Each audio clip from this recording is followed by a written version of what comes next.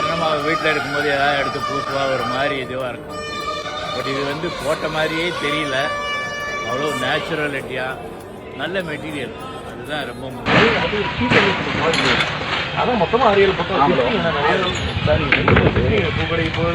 சிறகடிக்க ஆசை சீரியல்ல மலேசிய மாமா என்ற கேரக்டர்ல ரோஹிணிக்கு மாமாவா வந்தவர் தான் நடிகர் ஜெயமணி.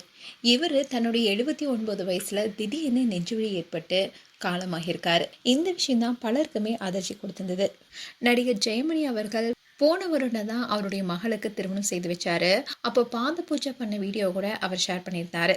அதோட தன்னுடைய மகளுக்கு மேக்கப் போட்டதுனால ரொம்பவே அழகா இருக்கான்னு ஒரு வீடியோவை ஷேர் பண்ணியிருந்தாரு.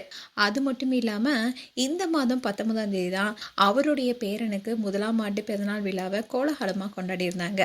இந்த பிறந்தநாள் விழாவில் கூட பாண்டியன் ஸ்டோர்ஸில் பாக்கியம் என்ற கேரக்டரில் நடிச்சிட்டு வர கௌதமி என்பவங்களும் கலந்துக்கிட்டாங்க. கௌதமியும் ஜெயமணி அவர்களும் 2 பேரும் நிறைய சீரியலில் ஒன்றா நடிச்சிருக்காங்க. அதுலேயும் முக்கியமாக சொல்லணும்னா திருமதி செல்வம் சீரியலில் 2 பேருமே கணவன் மனைவியாக நடிச்சிருப்பாங்க. அந்த சீரியலில் தான் பூங்காவனம் என்ற கேரக்டர் மூலமாக பிரபலமானார். அதனாலேயே பலராலும் பூங்காவனம் என்ற பெயராலேயே அழைக்கப்பட்டார். அது மட்டும் இல்லாமல் இவர் ஒரு படத்தையும் டைரக்ட் பண்ணியிருக்காரு. ஆனால் அந்த படம் எதிர்பார்த்த அளவுக்கு ஓடலை. அதே மாதிரி 40 சீரியலில் டைரக்ட் பண்ணியிருக்காரு. அது மட்டும் இல்லாமல் சில படங்களை சின்ன சின்ன கேரக்டரில் நடிச்சிருப்பாரு. இப்படி இருக்க சொல்லல தான் ரீசெண்டாக சிறகடிக்க ஆசை சீரியலில் ரோஹிணிக்கு மாமாவாக நடிக்க வந்திருப்பாரு.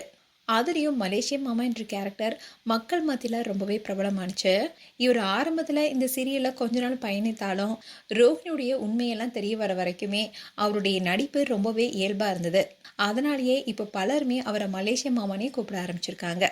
இப்படி இருக்க சொல்லல தான் நடிகர் ஜெயமணி அவர்கள் நேற்று காலமானாரு. இந்த விஷயம்தான் பலருக்குமே சோகத்தை ஏற்படுத்தியிருக்கு. அதோட சிறகடிக்க ஆசை சீரியலில் நடித்த பல பிரபலங்களும் இவருக்கு அஞ்சலி செலுத்திட்டு வராங்க.